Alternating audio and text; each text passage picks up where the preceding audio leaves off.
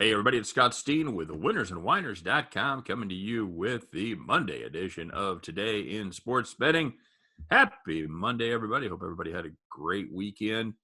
Scott, you have a good weekend? Yeah, overall, pretty uneventful. I know the UFC card was fantastic, so I had a good time on Saturday night. As for me personally, I believe I went 1-1-1 in my plays of the day, so basically no action. But I had some fun, and it was a pretty nice weekend. What about you? Good. We hit the Royals yesterday. We had a bunch of plays on the Royals. We hit them all. We got jobbed on our play of the day the night before on Saturday night. We had under 7 in the Giants Marlins game. They ended up putting 5 runs up in the ninth inning to screw us. Marlins put up 4, Giants put up 1. But the premium picks have been going very well. If you have my premium picks for the last week, you made some moolah. We went 10-1-1. And the push was an NBA game yesterday. We had the Wizards officially -9. And I know that game went the right way. That number went the right way for us. So if you played it closer to game time, or probably by the time you woke up this morning, you probably got it at 8 or 8.5. So, yeah, not a bad run on the premium side. So feeling good about that. Seeing the ball. The ball's that big when I make these picks, buddy. Hopefully you didn't just jinx yourself, so we'll see what happens. You know what? I've been putting my record in the description of the video.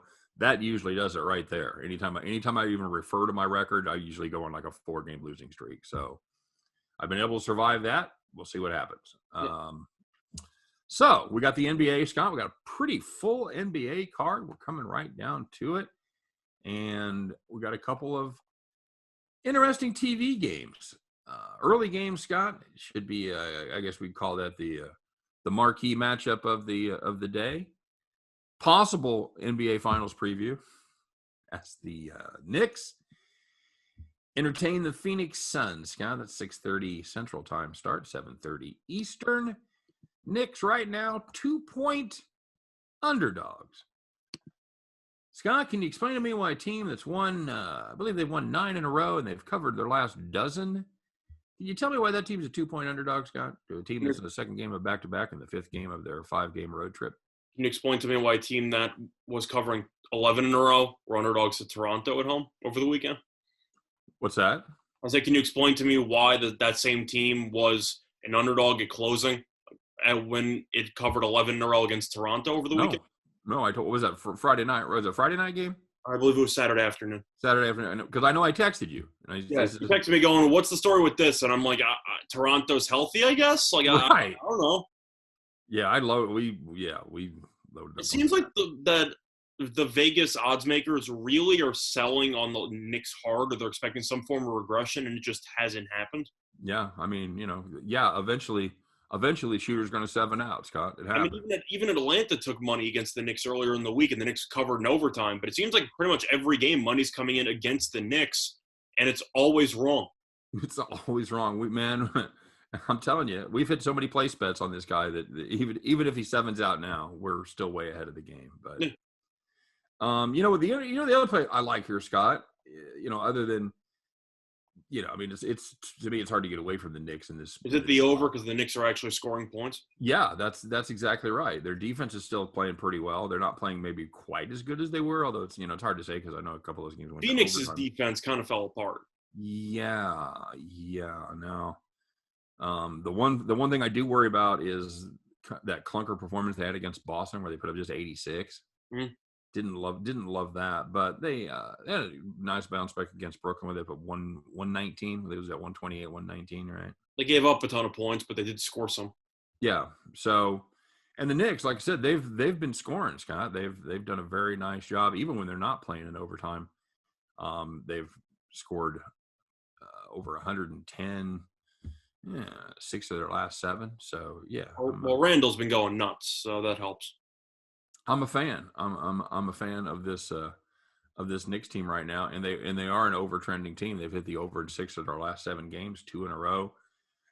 Phoenix kind of inconsistent. They're kind of sometimes they're here, sometimes they're not. But I think that the Knicks are going to be able to not score at will, but I think 215 is in danger. I like that number as far as taking the over. Yeah, as for my actual thoughts on the game, it's the Knicks or pass. It's very tough to make a case for fading a team that's covered 12 in a row. Yeah. It's kind of just dumb. Suns Don't get me wrong, if you want to be contrarian and take the Suns, I'm rooting for you. But once again, you're not alone when it comes to fading the Knicks. And a lot of people, I'm sure, lost a lot of money in Vegas fading the Knicks over the last couple of weeks. they've been so good to us, God. They just And I have to assume that it's relatively sharp money because I don't know why the public would ever be fading the Knicks. Well, plus there should be there should be the New York factor in that. There should be Yeah. money coming in from the East Coast on the Knicks every game. Yeah, and if you look at all the line moves, they're moving not even just 1 point. They're Always. moving like 2-3 points every game, and they keep losing. Always. And you look at that and you go, who's doing this? What on earth? And I'll be honest with you, I opened up that line tonight and saw Knicks 2-point underdogs. I'm like, With I'm the not Suns seeing on a back-to-back as well. right. Suns on a back-to-back. They've lost 2 games in a row they lost by 9 yesterday. They lost by 13 the night before. They didn't look good in either game. No, they were that 86-point performance against Boston was just one for the ages. So yeah, I'm with you. I don't get it. And again, you play the Phoenix Suns here, you could be smart. Maybe the Suns come out and cover. Knicks are going to be flat. The Knicks aren't the Warriors of 3 years ago. They're going to get beat, but they are playing hella basketball right now. I think some of it also has to do with the fact that it's a lot easier to justify taking the Knicks in the spot than the Suns. If you expect the Suns to get back on track like they have all season long, because the Suns have been very good against 500-plus teams, it's just you're walking into a buzzsaw. Like, I don't know why you'd even want to bother. Well, you're right. You could definitely point to stats. Suns have been good against winning teams. They've been good on the road. I think they're 19-10 against the number on the road. So yeah, I mean, there's a case to be made, but it's not in a vacuum. You got one team that is just feeling it right now. And do you think that home court advantage probably means a lot more to the Knicks and MSG than to other teams right now? There's actually fans at MSG again. Yeah, I mean, what percentage are they up to? Over 50? I don't know if it's over 50, but I want to say it's probably a third. But the reason why I bring it up is usually home court is around 3 points, give or take, maybe a little bit less. Mm-hmm. So they're arguing in a neutral, Phoenix should be favored by 4 or 5, and I don't know if that's true based on the current state of these teams. Would have been 2 months ago. Yeah, that's what I'm saying. But right now, you can make an argument. It could probably be a pick 'em. Yeah, I certainly would make that argument. So yeah, I like the Knicks, but I feel like you kind of have to. It gets a little tougher in the nightcap. Yeah. The Mavs travel up to Sacktown to take on the Sacramento Kings, formerly the Kansas City Kings, by the way. Did you know that, Scott? Did you know that? I actually did know that. That's a fun fact. Did you know before they were the Kansas City Kings, they were the Kansas City Omaha Kings? No. They split their home games from Kansas City and Omaha. Yeah. Nice. Didn't know Weird. that. Weird, right? And now all Omaha has is Creighton. Now Omaha and Uno. Yeah, and Uno. Good for hockey. But. And good for Peyton Manning audibles. Mavs 5.5-point favorite at the Kings. Scott. I'm still contemplating what I want to do for play of the day, but I love Dallas in this spot. I think it's a great spot for Dallas. You're looking at Sacramento. This team did hang tough with the Warriors yesterday. A lot of Kings money came in. I'm pretty sure Golden State was like 9 on the overnight and then ended up closing at around 7.5. Well, Kings got there. They still lost by 4. But you're looking at this team that has nothing to play for at this point because the Kings are clearly out of it. They've been struggling for the last month or so. And now De'Aaron Fox is still going to be out for about a week and a half, 2 weeks because of protocol. Now, of course, Halliburton did play well in the starting lineup. He'll play well yesterday. Holmes is back off of injury. I'm not sure if Holmes is going to play the second night of a back-to-back because he's played in one game in like the last 2.5 weeks. So I wouldn't be surprised to see if Holmes sits, especially in today's NBA. But you're looking at this team in Sacramento, they're just not good. It's really how you can sum up most of the bottom feeders in the league just by simply saying that they're not good. But Sacramento now is missing their best player. You look at Dallas, and I'm not saying Dallas is good, but Dallas did have a phenomenal second-half performance against the Lakers over the weekend, which I do think kind of shows that this team could be figuring some stuff out. They won 3 in a row, beat the Lakers twice in the last 2 games. They gave up 35 points in the second half on Saturday. That's amazing. They only gave up 35 points. I know the Lakers offensively are challenged, to say the least, but you're looking at Sacramento on a back-to-back against a Dallas team that has been very streaky, but it seems like it's playing decent basketball. I think it's a complete no-show for Sacramento here. I love Dallas in this spot. I know you hate Dallas, but I'm saying let me show you something. I'm just going to play contrarian here for just a second. Does it bother you that the Kings just beat Dallas by 14 in Dallas about a week ago? No, because De'Aaron Fox had 30. Okay. Do you think he's worth that many? I think that you can make a pretty strong argument that based on the spot here and the fact that Dallas has been, well, a pain in the ass, if I'm being completely honest with you. I don't really know if you can take any result that they've had earlier in the season and draw conclusions from it. This team's been all over the map all season long, but it's a back-to-back without your starting point guard, and Dallas actually played pretty well defensively for the last couple of games. I think Sacramento is going to really struggle in this spot. So I understand the point you're making from the contrarian perspective, but no, I'm not really buying it because I just think that Dallas is a team that when things go well, they play really well.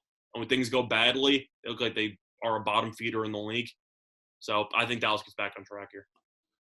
Does it concern you that both Doncic and Porzingis are questionable for this game? Well, Porzingis is a given to be questionable, so you didn't have to tell me that.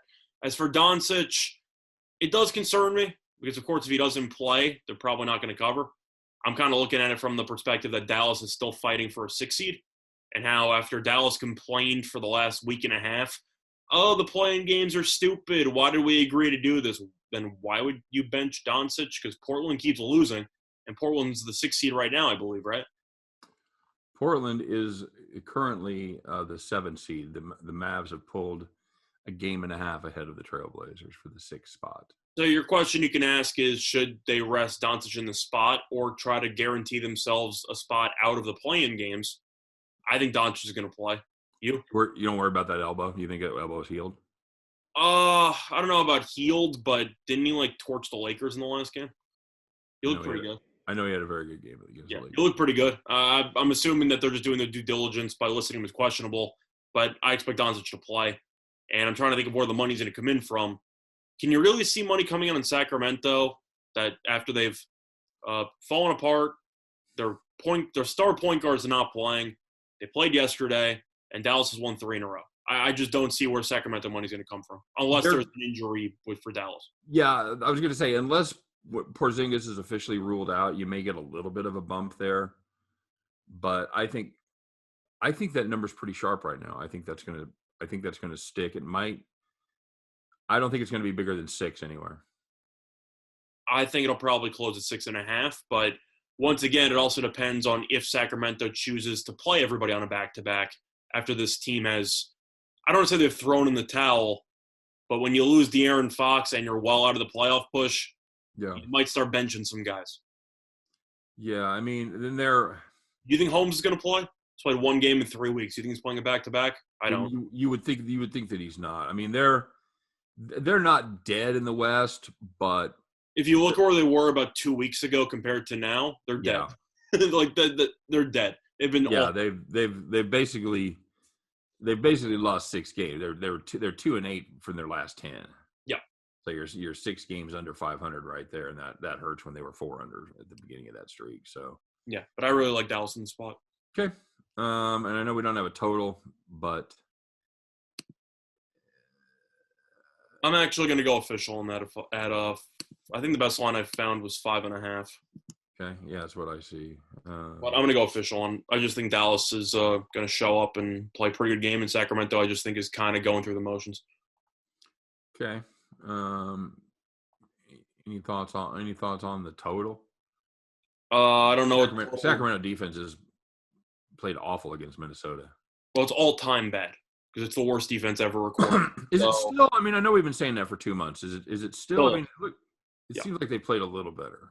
Still is. Okay. Believe me, if it wasn't, I wouldn't keep saying it. But no, Well, they are. who updates that every day? Where do you hear every day where they say, "Oh, they're still the worst defense in the history of the NBA"? Twitter. I have a couple of stat-driven accounts that I follow, and they use You kids and your tweets. yep, Jesus. Twitter and all that other mumbo jumbo. But yeah, if I had to look at a total here, I actually kind of like the under, which sounds very contrarian. But you have Sacramento on a back-to-back with tired legs, and Dallas defensively.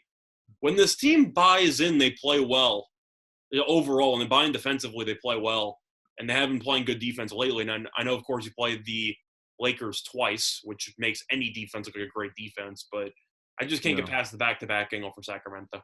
I'm not sure if they're going to contribute as much offensively as they should. 230. It was 232.5 last time, and it ended up going under at 228. So I'm going to go under because Dallas plays pretty slowly offensively. I'm going to guess without De'Aaron Fox, this line's probably closer to 228. I think that's probably going to be right in the neighborhood. I'll go under. Seems like Dallas has kind of started to buy in a bit more defensively. Yeah, we keep saying that. Then they go out there and shit the bed the next game. But correct. But I'm gonna wait and see. All right, fair enough. 228, I'll play the over. So after all that, you just said okay. Yeah, just small lean. Okay, fair enough. I mean, I just like the Mavericks more in the spots. Wait, I hear that Kings defense is really bad. So you're going with so you like the Kings in this spot, or you like Dallas? I can't like the Kings in this spot. I have to play Dallas. Dallas or pass. Yeah, that's how I feel. Small D, capital P on the pass. That's probably how I'm going to play. I'll probably watch it as a fan, but okay. All right. What else gets your attention for today? Well, I'm still trying to figure out what I actually still like for play of the day. I don't think it's going to be the Dallas game because I just gave it out officially on here, so it'd be kind of meaningless if I made a separate video on it. Lakers 10 points better than anybody, Scott? If it's going to be anybody, it would either be Oklahoma City or Orlando. Oh, it's magic. I don't know what the total is going to be for this game. If it's anywhere above $150? Yeah, if it's anywhere above like 207, 208, I got to like the under. Yeah. It's just one of those situations where even with AD back, the Lakers offensively are terrible, but the defense is fantastic. And Orlando on a back-to-back, this team is just so bad. Offensively, this team is so bad. Man, I'll tell you what, for those of you that really enjoy quality basketball, you should probably stay away from the Cavaliers-Raptors game. Raptors laying 10.5 again, man. The markets love Toronto. Every game they're favored by a decent amount, all the time. Are they confusing this year with last year? It feels that way. You look at all the games. We talked about the Knicks game against Toronto over the weekend earlier. Money poured in on Toronto. Money came in on Toronto against the Nets earlier last week. That ended up cashing. But even when they were missing guys, they were laying, 10 to Oklahoma City twice? And they lost outright and didn't cover the other one? Who the hell is making those bets? I don't know. But I'm sure you've also noticed Toronto's been a team that just gets so much respect for doing absolutely nothing all season long. Yeah. They haven't been awful compared to awful teams, but they've been better.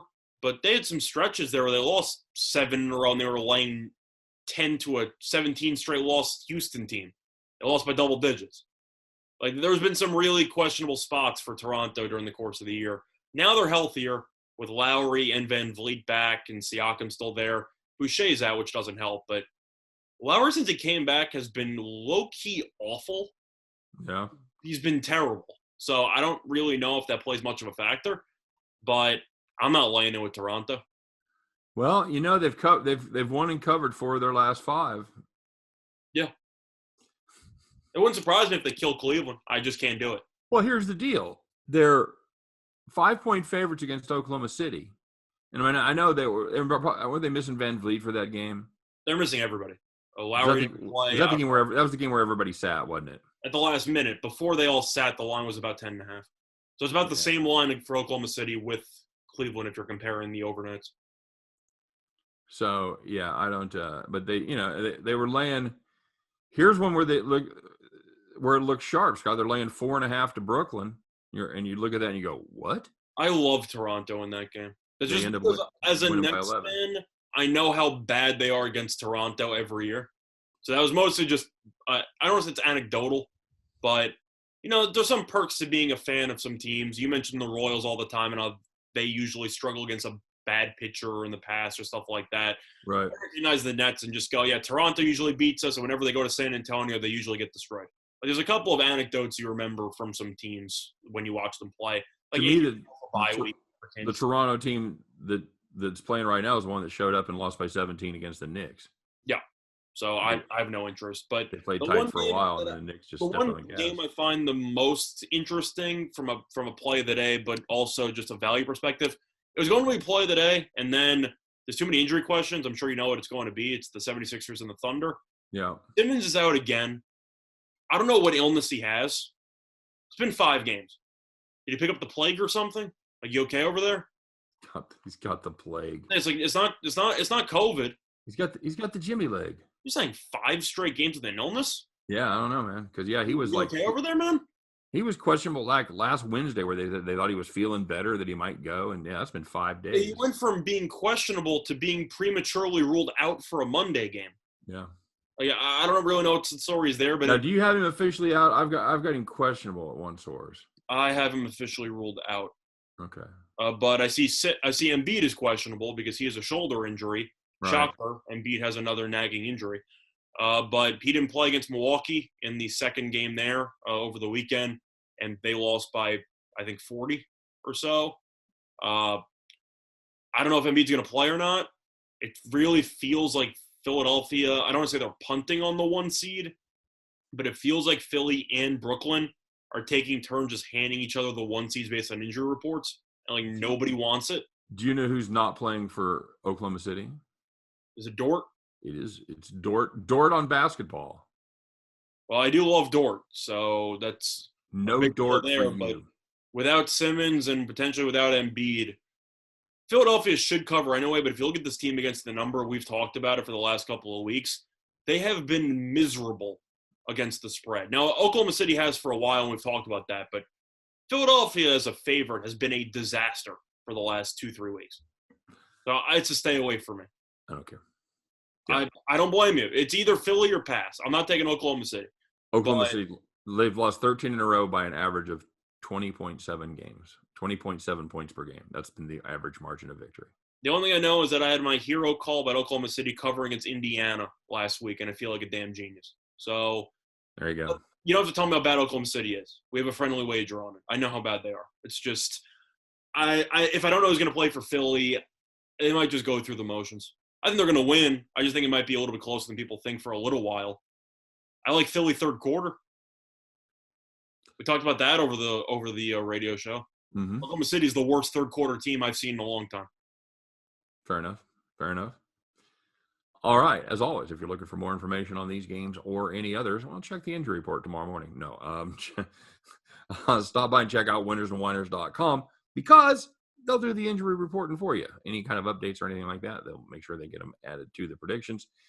And this is not one of these predictions you go 2 days before the game. They just sit there. They are constantly, they're very dynamic, they're very fluid, and they do change. So make sure you stop by and check out winnersandwhiners.com for all of your handicapping needs. Of course, for all of us over here at winnersandwhiners.com, for myself, for Scott Reichel, we appreciate you guys watching. Don't forget to like and subscribe. And of course, we wish you nothing but the best of luck today. Hope every one of those tickets in your pocket turns into cash money back of the window. You guys have a great day. And you know what? We'll see you around the corner on the baseball version of Today in Sports Betting.